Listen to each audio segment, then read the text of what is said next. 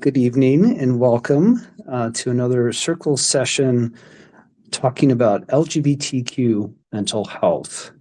I'm Stephen Haden. My pronouns are he and him. I'm a trained social worker, therapist, and founder of a new smartphone app launching early next year called You Flourish. And I'm joined tonight with my colleague, Megan Cliff. Megan. Yes, thanks, Stephen. My name's Megan Cliff. I use she, her pronouns. And as Stephen said, he and I are colleagues at an organization and company named You Flourish, which he will tell us more about soon. And I am also a trained social worker. I'm very happy to be here with you all tonight.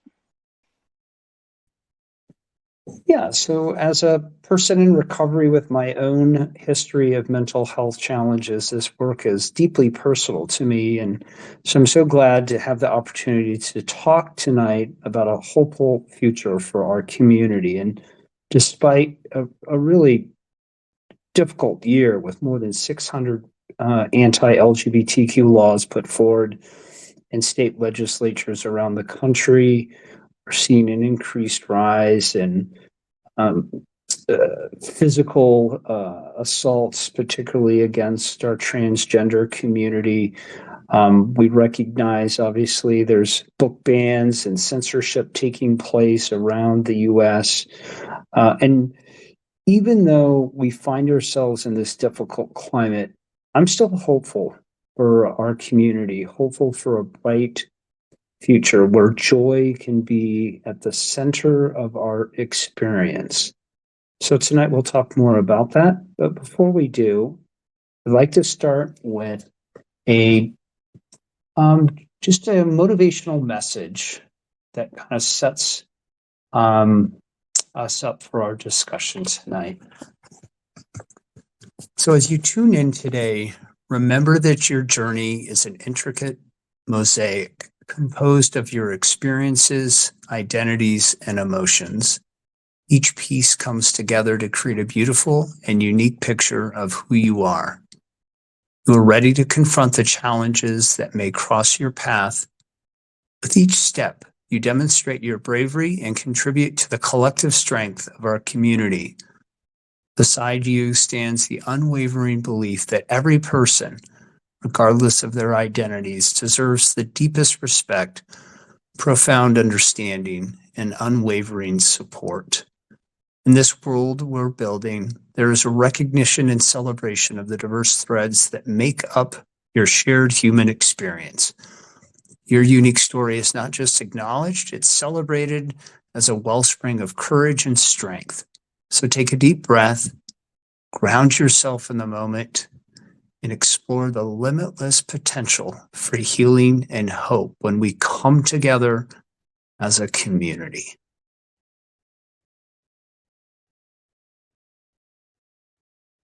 All right, well, welcome everyone. And again, tonight we're talking about a hopeful future. This is part of a series of sessions that we've had on the Circles app, talking about LGBTQ mental health. Tonight will actually be the last in this current series. And so we hope that tonight we can engage in a meaningful conversation about the future of our community and how we can support one another and their mental health. Megan, do you have anything to share about tonight's session? Yeah, so it's hard to believe that we're already at the last session. I think what we're really going to be talking about today is kind of an overview and a recap of some insights that we've had, and also sharing some takeaways that we've really taken from folks who have joined. I think it's been great to learn from everybody that's joined. So I think talking about some of that will be part of today as well. Great. Thanks, Megan. So as we're thinking about a hopeful future, and despite some of the challenging circumstances that our community finds itself in around the U.S., particularly for those who live outside of major urban areas that are less resourced, maybe don't have access to affirming mental health services, maybe they don't have a community center or even a community at all to connect with. I'm still hopeful And part of the reason that I am is because I know our community is resilient and resourceful. LGBTQ people have a long history of overcoming adversity and fighting for our rights. The community has a strong sense of community and support, and it's always finding new ways to thrive. I think about conversations I've had with people around the US, and so often I hear people talk about just this feeling of just trying to get by, the sense of I'm just trying to survive the circumstances that I confront. And what we want as social workers, as a company at You Flourish, and in our work in partnership with Circles, is to move people from that place of surviving to thriving. And that's ultimately what we want. And I know our community wants is the ability to thrive despite some of those challenging circumstances. I'm encouraged when I see research that shows, a significant uptick in the number of Americans supporting same-sex marriage, the number of folks who are supportive of transgender and non-binary individuals. And we see this particularly with younger folks, which is quite encouraging, particularly when you think about our political environment that's so often dominated by white, older, cis men. And with a, influx of younger, diverse representatives in our political system, I know we've got bright things ahead for us. So those are some of the things that are on my mind as I'm thinking about, things to be hopeful for.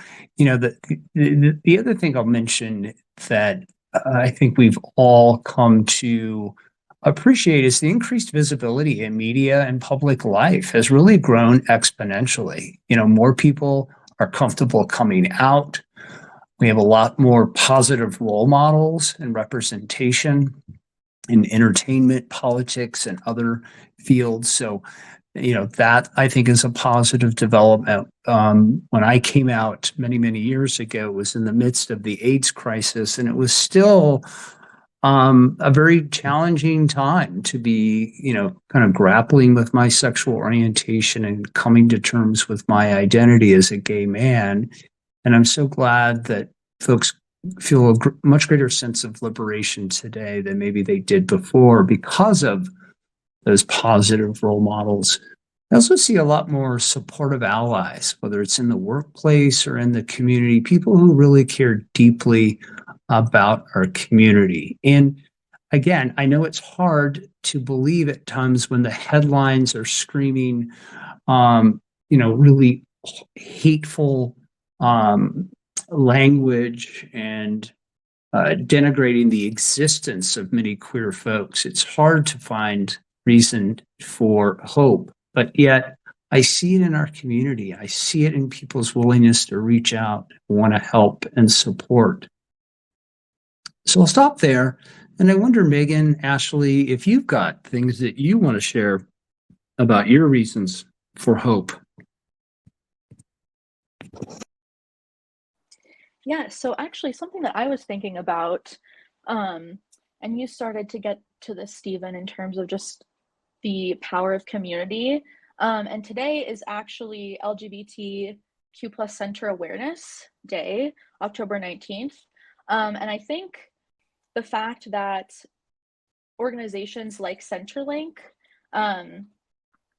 which is an organization that connects various community centers serving LGBTQ plus folks across the US, that gives me hope because not everybody has a first point of contact that is potentially going to be affirming and allow us to be our authentic selves. And sometimes we need to seek out places of community like these community centers. And so it gives me hope that we have, I think there's over 300 registered community centers within Centerlink. I'm going to drop a link in the chat for folks who are interested in learning more about this organization, but that's kind of something for me, that there are spaces where queer joy can be found and participated in. Thanks, Megan. Yeah, Ashley, if you're comfortable either in the chat or turning on your audio, sharing anything that you're hopeful for around community and belonging for the LGBTQ plus community. Well, so I'm an activist, and I'm in union activism and health care advocacy. But I've been employed for about 18 years, and I've noticed in my agency there's been a notable change as far as acceptance and not feeling like I have to necessarily um, hide my life to make other people feel happy. And recently, they implemented this new committee, which a lot of companies are doing now, diversity, equity, and inclusion. And we're actually having an LGBTQ plus History Month. And I was asked to speak. So it kind of brings me hope because I remember when I felt like I was more of like this toy or just like fun person to be around because they wanted to ask me questions about my life because I was so fascinating being in the LGBTQ plus community versus now feeling like I'm an actual individual that people are asking me to speak because they think my story is inspiring. And I'm married to my husband's a transgender, female to male. So we faced a lot of adversity, so it's just a little bit more hopeful. Do we still face a lot of things? Yes, but I feel like just to be able to kind of be myself and speak out publicly now kind of brings me hope. Thank you, Ashley. Indeed, that is a story of hope. And I appreciate, that we recognize that things are not always going to be easy and there will continue to be challenges. Um, and I'm glad that, I think for many of us, particularly if we've been around for a while and out, that it did feel like at times that it was sort of like this scientific experiment with people were like very like trying to figure out, what does this gay thing mean, tell me more about it. And it felt like it was that I was having to be sort of this almost like this resource for people on the LGBTQ plus experience. And, I always reminded folks, I am an expert in the life of Stephen Haden. That's what I know. And I'm a white, gay, cis man, and I have a particular, a specific worldview that comes from my upbringing and the experiences I've had. I don't speak for the community, but I can tell you this much. I'm an ally to every queer person. I care deeply about our ability to live safely and to thrive in our communities. And whether we do that through political advocacy, whether it's working with unions and other folks with employment issues to ensure that everyone is able to be their authentic self in the workplace, whether it's ensuring people have access to affirming mental health care services, these are the things that are important to ensure a hopeful future for our community. Welcome, Barbs. We're so glad you're here tonight. We're talking about kind of, looking at the reasons to be hopeful for the LGBTQ community. We're so glad you're with us tonight. If you feel like sharing a little bit about you, where you're from in the chat, please do. But we're glad you're here with us tonight.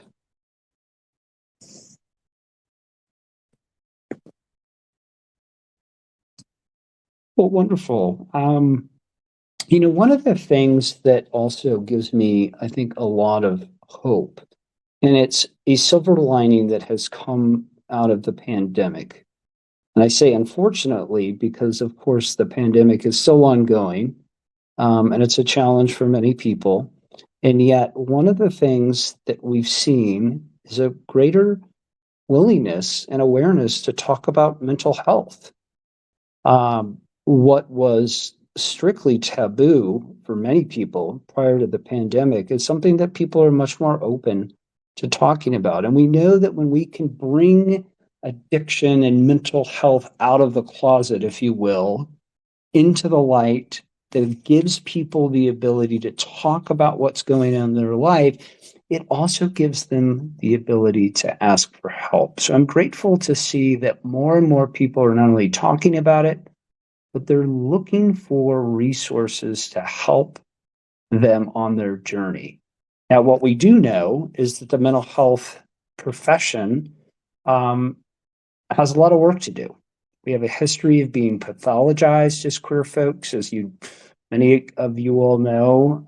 It wasn't until 1973 that the American Psychological Association removed homosexuality as a disorder from a clinical diagnosis manual. So, it's not that long ago that our identity was considered a pathology. And so there's a lot of mistrust, understandably, with our community and the mental health field. And there's a need also for more training. Lots of practitioners through graduate school, PhD programs, or medical school are not getting the kind of relevant, grounded education they need to deliver strong, affirming care with that intersectionality at the center of it, trauma-informed care to our community. So there's work to be done there, and yet what I'm happy to say is that there is increased awareness. There are a greater commitment by the mental health field to lean in, learn more, to be there and support for us. And so that's another area of hope for me, is that as we as a community who have higher rates of mental health and substance use issues, and those rates that are greater, that disparity exists not because of our identity, it exists because we live in a world that's not built for us, right? We live in a world that terrorizes who we are, or in some cases dismisses our identity outright. If you're told you can't use the restroom that aligns with your gender identity, if it's told that you can't learn about queer history in school, if you're being told you can't play on the soccer team because of your gender identity, these are the things that create profound impacts on our mental health. So that's why the disparities exist. And I'm hopeful that as a profession, mental health professionals will seek that additional training so that we can create affirming spaces of healing for our community. And I wonder if anyone feels comfortable sharing, either a personal experience or something that you've learned about that speaks to that issue, the importance of finding affirming mental health care services.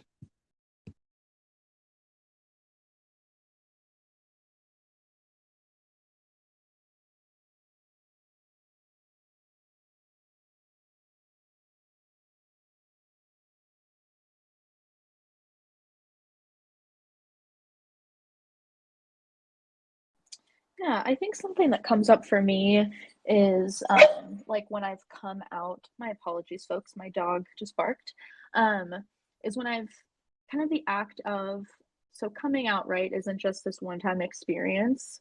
It can happen multiple times every day at times. And I think coming out to your therapist can also be really vulnerable. And so I think I've had the privilege of working with social workers specifically, who have been affirming of me when I've come out to them.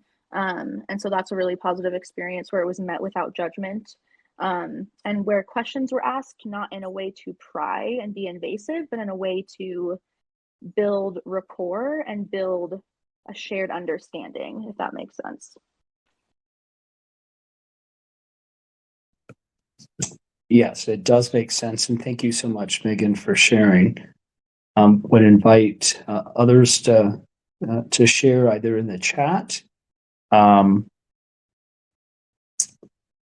just note, as a person in recovery, I've been in recovery for more than 18 years, and my early experiences in treatment, both inpatient and outpatient, did not affirm my identity. In fact, one therapist blamed, and I'm using air quotes that no one can see, but my lifestyle on my addiction. And then if it wasn't for my lifestyle, according to this therapist, I likely wouldn't have a substance use disorder, which is, of course, just absolutely absurd. My sexual orientation has nothing to do with a biological health disorder that led to my addiction, right? But that blame and shame at a time where I was so vulnerable was left an indelible mark. And it was one that thankfully didn't completely deter me from seeking other help. But I know it does. I hear that from my clients in my private practice, that they've experienced that type of discrimination, that type of dismissal of who they are in a treatment setting that's led them to come to a conclusion that help is actually not available. What a sad place to be when you finally have the courage to say, I need help. The systems that are designed to provide it say, nope, you're not welcome. What happens then? Often it leads people to really desperate places. Any other thoughts that folks have? I think for me, when I was younger, it was easier. Like everybody's accepting because I was just always felt like I was kind of different. You know what I mean? And so I was just me. You know what I mean? And it seemed more accepting. As I got older, it seemed less accepting, if that makes sense. Thanks for sharing.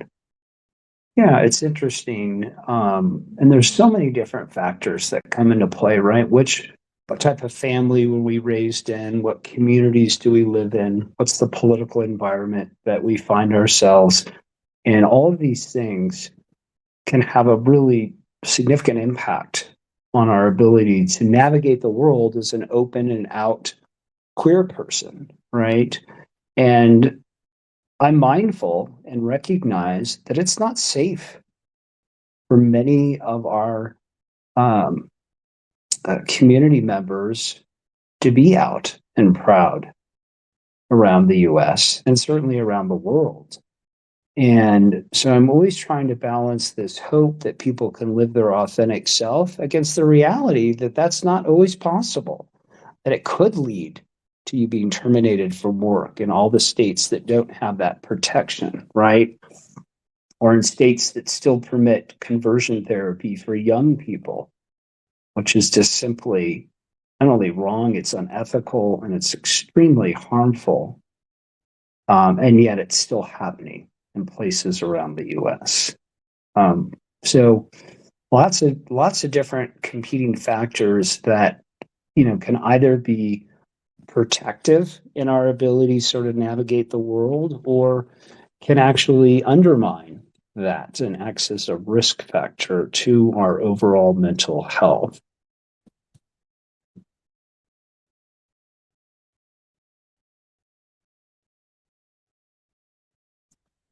And when I was thinking about this topic tonight, not only just kind of reflecting on where we are in the US and the progress that we've made since the Stonewall riots, removing homosexuality from the DSM, whether it was progress after the AIDS crisis and developing treatments for people living with HIV and AIDS, and into kind of our current political environment where we have more out political leaders than we've ever had in our history.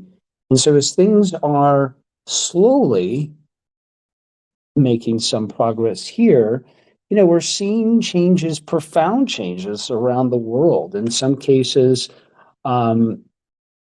really dramatic and positive ones, and in other places, not so. Yesterday in India, their Supreme Court ruled against same-sex marriage. It was a really important case that the Indian Supreme Court denied. And so, here's one of the largest countries in the world, most populous nations in the world, denying same-sex couples the ability to marry. And so, we're seeing progress in places and yet setbacks in others. And it can really, understandably, cause people to become hopeless.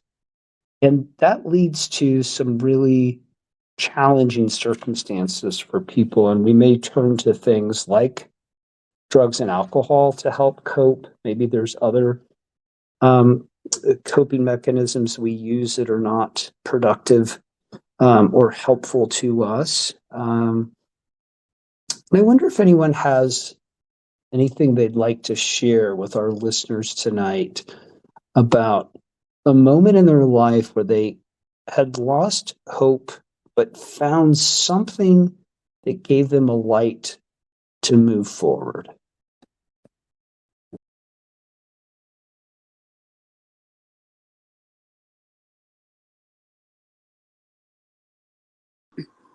Well, I actually am a suicide survivor, and I remember that I felt like I really thought like I just couldn't go on anymore, but my light was my mother, and I just remember her getting me back because I had taken a whole bunch of pills and drank a whole bunch of stuff to where I was really like on the verge of probably just going to sleep.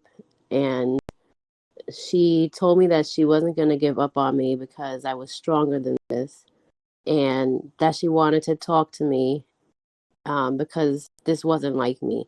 And I just remember from that day on making a promise to myself that I wouldn't do that again or get to that point, not because of just me, but there were people that actually believed in me.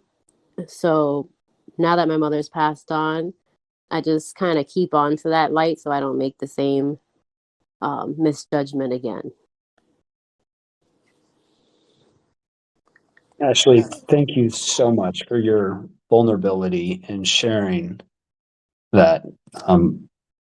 Very much appreciate that. And what a powerful light to have your mother guiding you out of that dark place and finding a reason to persevere. We're so glad you're with us tonight. The world is a better place with you in it, Ashley. And for all of those folks who maybe are listening tonight who are struggling and are not certain that a better day is ahead, just know that there are people and resources out there of individuals and organizations that are ready to help you. You're not alone. You shouldn't suffer in silence. Many of you may know there's a new suicide and crisis lifeline. You can just simply dial 988 from your phone to get connected with support anywhere in the US. 988. So if you're struggling tonight, just remember you're not alone. People care deeply about you and they want to see you thrive. So thank you, Ashley, for that really important perspective. And I hope for people listening, they can find a light that will guide them as well. I wonder if anyone else would like to share a light that's been important to them.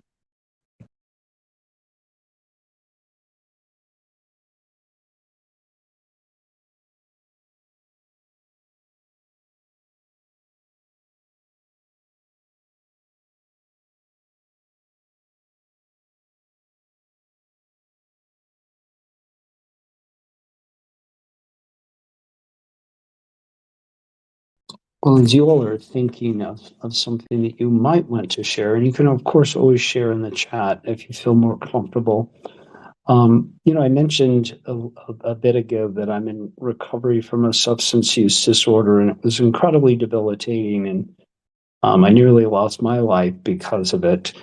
And really a turning point for me was meeting a therapist for the first time who was affirming, who was celebrated who I was with all of my identities. And rather than focus our time together on the consequences of continuing to use, Because frankly, I didn't need to be reminded of that. I was the living proof of the hell that I had found myself in because of drugs and alcohol. But this therapist said, Stephen, I want you to imagine tomorrow waking up and not having that drug and alcohol seeking behavior, that's not what's driving you. But instead, think about possibilities. What would you do with a day if you woke up and you weren't hungover or looking for more drugs? And it was really an incredible moment because all of a sudden I started thinking about, well, gosh, I go have lunch with friends, and if I had a dog, I could be responsible and take care of it. I'd be able to show up and be present with my friends for commitments that I had, that I could fulfill all my responsibilities as an employer, as an employee to my employer. So all these possibilities started kind of flooding my mind, and it was really encouraging because it got me to think about, well, tomorrow for this day, these are the things that I'm going to do to help me live a better life. And so that was the light that led me out of a dark place. And I'm so grateful to be here tonight with you all, being able to talk about the hope that I have for each of you and for our amazing, beautiful community.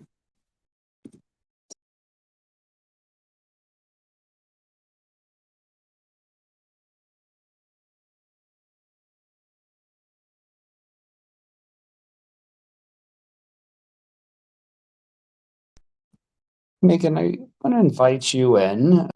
There's a bit of an age difference between you and I, and you have a perspective that's, different than mine. As you think about hope from your perspective, what comes to mind? Yeah, thanks, Stephen. I think for me, when I was trying to think of an answer to your question about finding, these examples of light. And I think for me, it's more the small examples that I find in my everyday, I guess, whether that is small moments of hope or small moments of gratitude that I can find throughout my day to reframe, some of those negative things that can come up either externally or even internally, like negative self-talk. Um, and I think, like, for example, I don't know if Ashley, Barb's, if y'all have pets, but I have a dog, and honestly, he is a light in my life. And I think in some of the really hard days, he sometimes gets me out of bed. And I think moments like that, I try to check in with myself, just remind myself not to take those moments for granted. So that's kind of how I approach it, just looking for those small everyday things that maybe sometimes we overlook and where hope can be in those moments. Oh, and I see Ashley has 2 dogs. I love that. So does Stephen.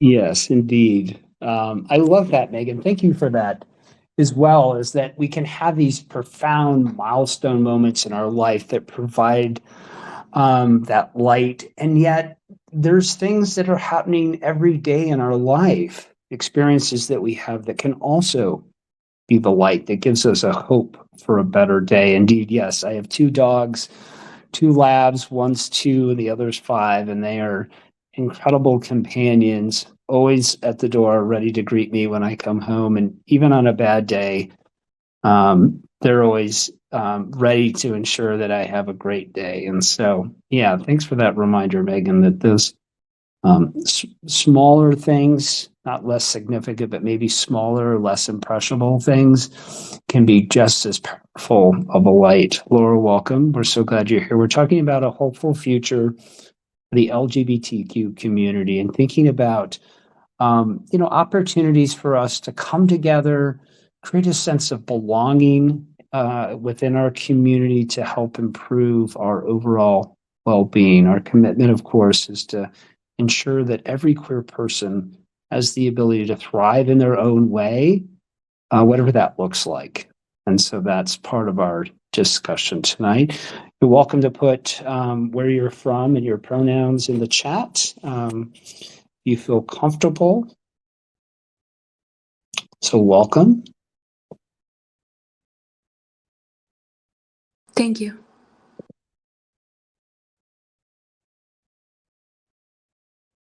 Yeah, does anyone else want to share, either a moment in their day-to-day life or something that's significant that's happened where there was a light that gave you hope that a better day was ahead? But you just share either in the chat or here with the group.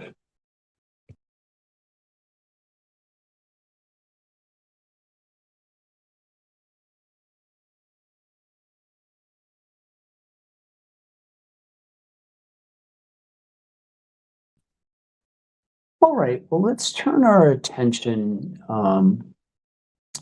to opportunities to, galvanize our community to address loneliness. As many of you all probably know, that it is considered the #1 public health emergency in our country. Loneliness statistically has a greater impact on life longevity and quality of life than any other predictor. And we know that so many queer folks in this country and beyond don't have a sense of belonging and connection. And there's just this profound loneliness that sets in, and that disconnection can be so incredibly harmful. And so as I think about, my role and opportunity as both a therapist, as a founder of a new smartphone app launching early next year called You Flourish, as well as just a person who has shared humanity with every other person on this planet, what are some opportunities do we think that can help create connection and belonging for other people? I'd love to hear from y'all.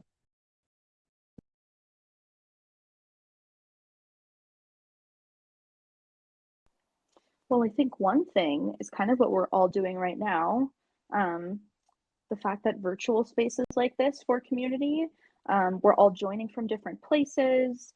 I know Barb's is from New Jersey, we're from Colorado, we have someone from New York, and I think that can be really powerful when you can find people in completely different areas from you that have a shared experience. And so I think, yeah, that comes to mind for me. What about anybody else?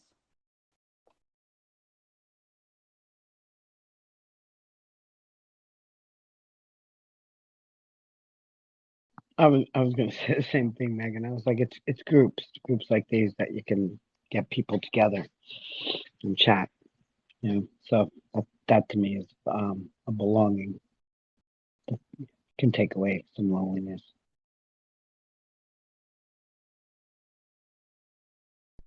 A really great point, right? We're not alone.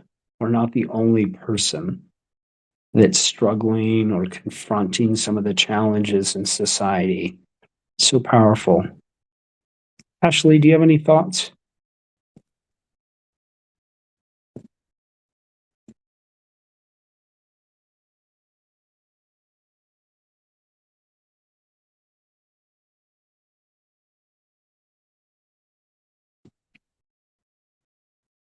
And what are some ways that, in addition to coming together in a group like this, whether it's in person or virtual, if you know somebody that's really disconnected, what might be a good way to reach out to them?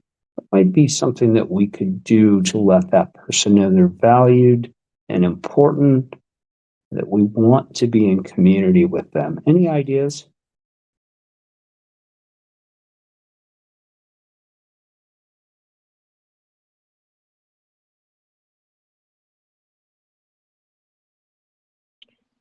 Again, groups. I know there's groups that I lead that have that LGBTQ plus on like the type of community that meets there.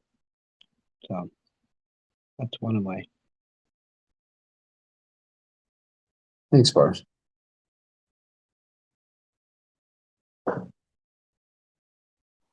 Yeah, I also think just reaching out to see if somebody wants some quality time together, whether that is a phone call, maybe it's just exchanging voice memos or calling somebody and leaving them a voicemail just to say, hey, I was thinking about you. I think small things like that can really go a long way because we never truly know what somebody is going through unless we ask, or unless we've created a space in which somebody feels comfortable to come to us with what they're going through. Yeah. And thanks. Welcome back, Ashley.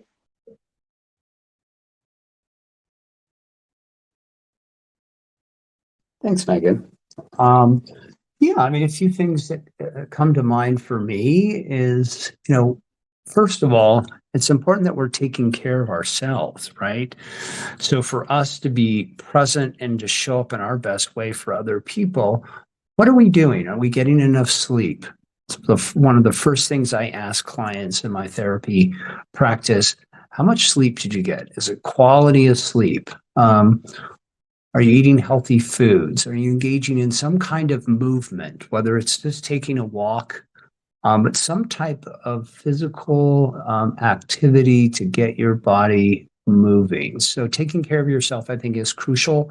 As we reach out to people to connect with them, as we're thinking about this epidemic of loneliness in the US, listening.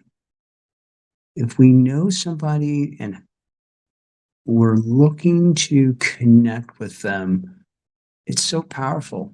We're not there to fix their problems. We're not there to tell them what to do, but we're just there for them. And so listening to the people in our lives, particularly those who are struggling with loneliness or mental health or substance use concern, just being there and being present and listening to them is something that can be incredibly powerful. The other thing I'll share in my experience is be patient. It takes time to overcome loneliness. So be patient with your friend or family member and continue to offer your support. It may not seem that it's welcome the first or second time, but what I can share with you, and I believe this through and through, that even if somebody's not ready to accept your help or to accept your kindness, it started a process for them. It's opened a door for them, and it's creating the ability for them to start to heal. Again, maybe not as quickly as we'd like, and it might not be apparent at first, but you're helping unlock recovery, you're helping unlock hope, and you're helping to unlock the possibility that that person can move from surviving to thriving in their life. Carrie, welcome. We're so glad you're here tonight. We're talking about a hopeful future for the LGBTQ community. So we're so glad you're with us tonight. Oh, thank you. And if you're comfortable sharing where you're from and your pronouns in the chat, please do. This is a conversation tonight, so you're welcome to jump in at any moment. But yeah, we're just talking about the epidemic of loneliness in this country and some of the things we can do to help bring people out of that dark place.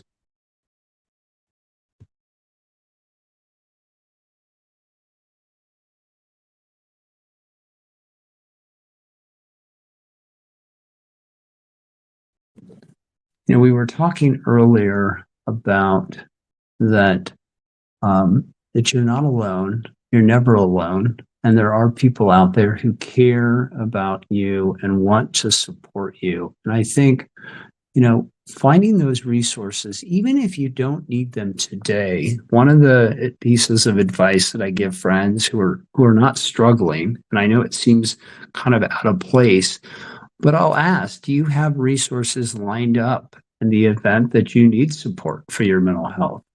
Do you have resources lined up if you need help with, your physical health? And so often in a country like the US, where our whole system is built on responding to an emergency or crisis, what can we be doing to prepare and plan today in the event that something does happen, right? And so thinking about, what are the things that you would benefit from that if you were experiencing some kind of mental health crisis. So if you're in a good state, now's a great time to be preparing for what I hope is not the inevitable, but just the possibility that, at some point you could experience a challenge and maybe not have the resources or the ability to focus in a way that helps you navigate that difficult period. So that's just one thing that I hope is a takeaway tonight. Let's create that inventory of resources, people, organizations that we might reach out to if we were struggling.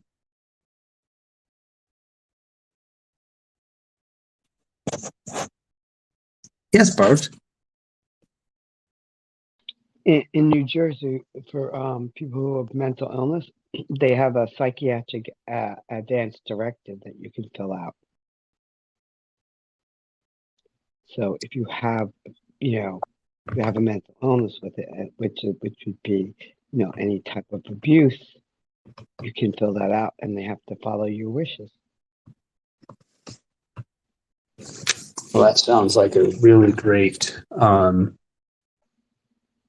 great plan for folks. And in recovery, for people in recovery from a substance use disorder, part of the relapse prevention plan is often, listing who will you call when you're having those cravings. What are, if you're participating in a 12-step program, where would you go for a meeting, that type of thing. Well, I think those lessons from the recovery movement are just as applicable to all of us, whether you are living with a mental health or substance use disorder.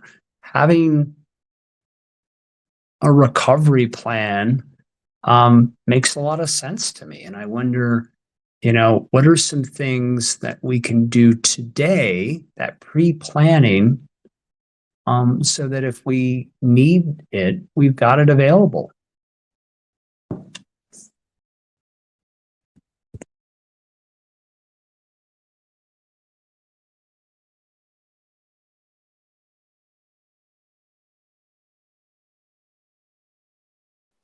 I guess I can jump in here. Something that I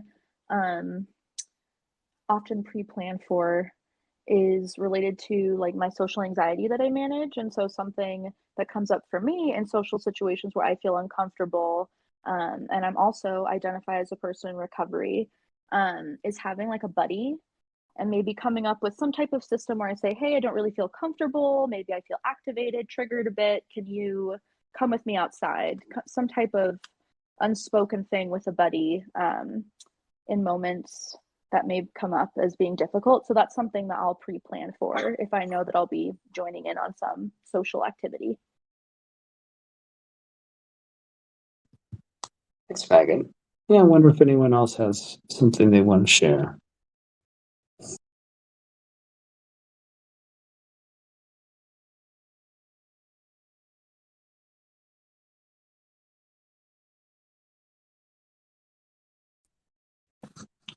As a mental health therapist, it's not uncommon for me to work with my clients to put together a safety plan. And this is usually in response to somebody who's experiencing suicidal thoughts.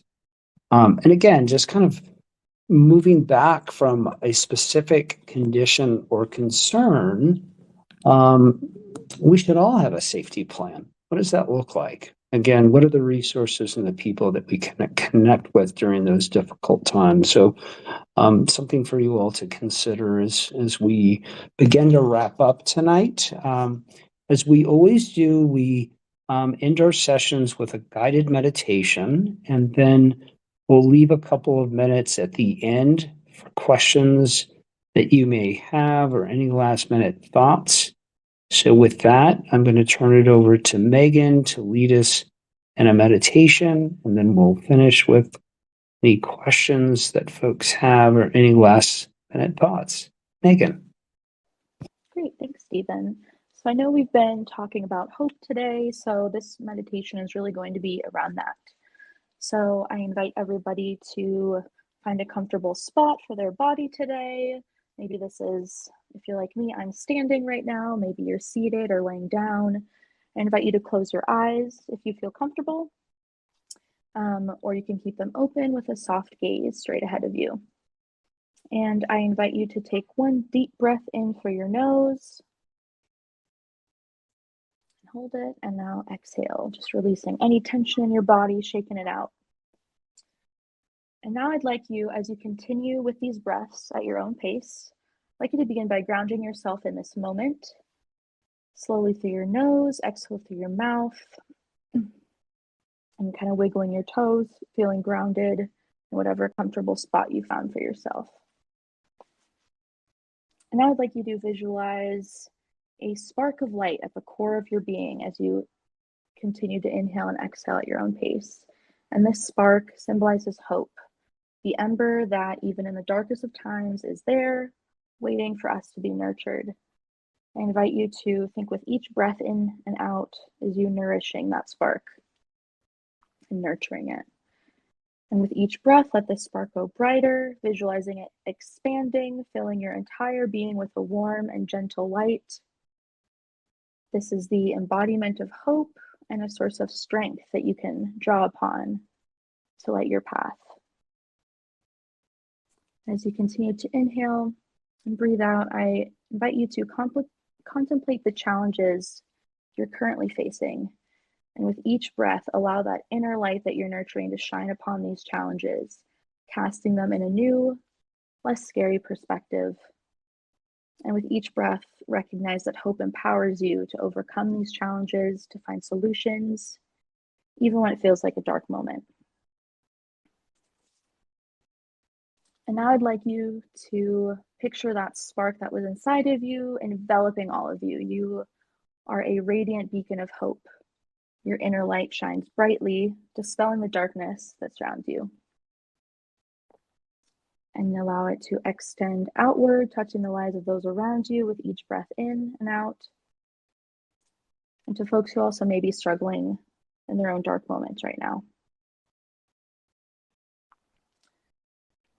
And finally, I'd like you to repeat the following affirmation, either in your mind, out loud. I am a source of hope and strength. I carry this light within me to guide myself and others out of the darkest places. I am a source of hope and strength.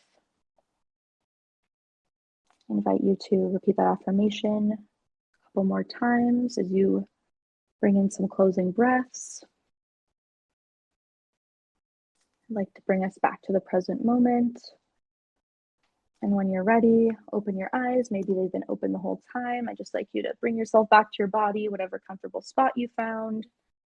And just remember that hope is always within, that spark, a guiding light that can help us find our way out of darkness. All right, thanks, Stephen. Thanks, Megan. What a lovely meditation that you put together for us tonight. Really appreciate that. I just want to leave a little space for any additional thoughts or questions. At the end of this session, we invite you to leave comments on your takeaways from tonight's session. Anything that you'd like to share with us tonight in person, please do so. But any last minute thoughts or questions as we wrap up our time together.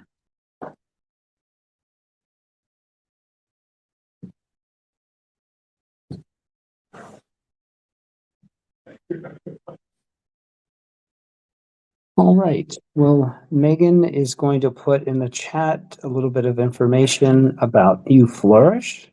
So again, this is the smartphone app designed to promote the well-being of the LGBTQ community that will be launching next year. So we invite you to follow along and have the opportunity to engage with us when the product launches next year. Thank you. I appreciate the space and the time that you guys gave to us tonight. So thank you for your time. Most welcome. Really glad you were here tonight. Thank you. Thank you. All right, you all. Well, wishing you peace and a safe evening. Thank you so much for being with us tonight, and hope you have a good evening. Thanks, Stephen. Thanks, Barbs. Thanks.